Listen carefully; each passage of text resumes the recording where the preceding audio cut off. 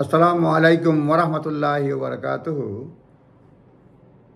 এখন কথা বলবো স্পন্সরশিপ লাইসেন্স এবং স্পন্সরশিপ লাইসেন্স যাদের রয়েছে বা স্পন্সর লাইসেন্সের ডিউটি, মানে যাদের লাইসেন্স হোল্ডারদের ডিউটি কী কী। স্পন্সর লাইসেন্স ডিউটি, কারণ সরকার বলছে ডিউটিজ, সরকার বলছে তারা ক্র্যাকডাউন করবে যারা ঠিকমতো দায়িত্ব পালন করে না। তো কি কি কারণে তারা ক্র্যাকডাউন, এটা একটা হচ্ছে গিয়ে আপনার কি কি দায়িত্ব একটা ভিডিওতে বলার চেষ্টা করব, আর কমপ্লায়েন্সের কারণে কি কি ধরনের শাস্তি দিতে পারে সেটা বলবো। এটাতে বলি যে রিস্ক, মানে যেসব রিস্ক রয়েছে নন কমপ্লায়েন্স যদি হয় সেই ক্ষেত্রে স্পন্সরের কি কি হতে পারে সে ব্যাপারে বলবো। সেটা হচ্ছে home office monitor sponsor compliance action নেয়।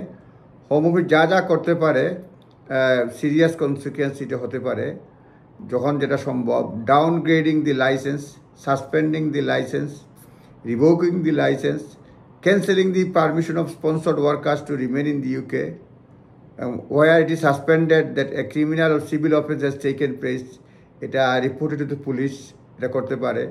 হোম অফিস হ্যাজ মানে ফ্রিকুয়েন্সি বাড়াই দিছে কমপ্লায়েন্স ভিজিটের জন্য।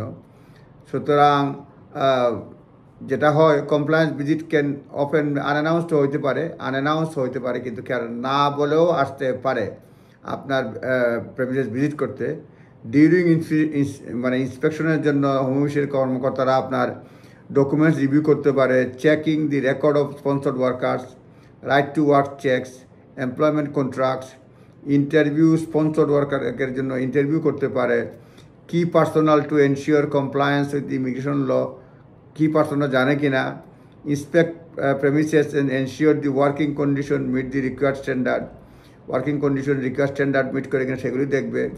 এখানে একটু ডেটা বলবো, তথ্য আছে যেগুলি home office data in second quarter 2024 সালের দ্বিতীয় কোয়ার্টারে আর কি, দ্বিতীয় 3 মাসে এটা হয়েছে 1023 জনের এমপ্লয়ার্স তার স্পন্সরশিপ লাইসেন্স রিভোক হয়েছে, সাসপেন্ড অথবা রিভোক হয়েছে 1023 জনের, মানে দ্বিতীয় কোয়ার্টারে। আর প্রথম কোয়ার্টারে যেটা হয়েছে 519 জনের লাইসেন্স রিভোকড অথবা সাসপেন্ড হয়েছে।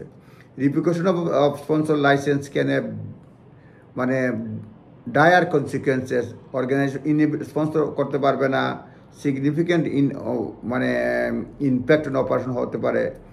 হোম অফিস শার্প প্রাইস কমপ্লায়েন্সের জন্য রাইজ করছে, মানে আপনার পেনাল্টি কিন্তু বাড়াই দিছে।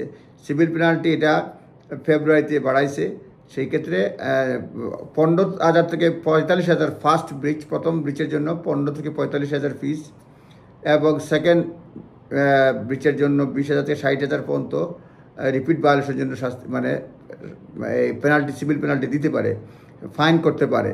সুতরাং খুবই কেয়ারফুল। এবং কোম্পানি তারা বলছে নেম এন্ড শেম করবে হোম অফিস, সুতরাং এইসব বিষয়ে কেয়ারফুল।